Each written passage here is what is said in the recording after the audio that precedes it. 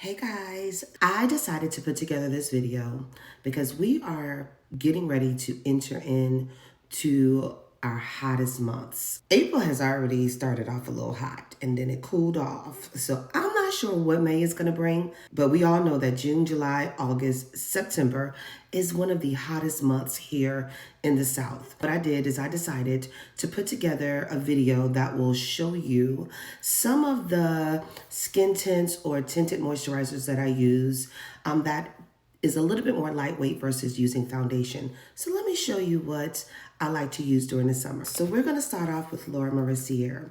This is what I'm wearing. It's very light, it's eerie. It is her tinted moisturizer, oil-free. Paired it with her bronzer. I will sometimes put this in my foundation just to give my skin more of a bronzy tone.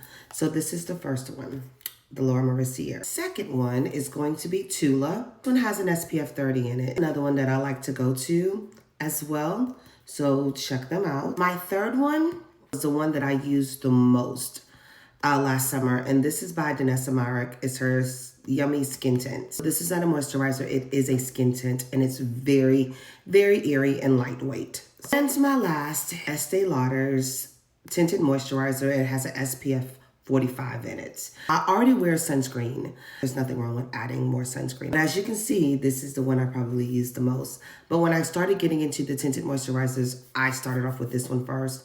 And I love the glow that it gives me, but I also set my skin so that it can be illuminating and glowing. I just wanted to show you guys these tinted moisturizers and skin tints. If you're looking for something lightweight, you can either find these at Sephora or you can find them at Ulta. I hope you guys have an amazing day and I'll talk to you later.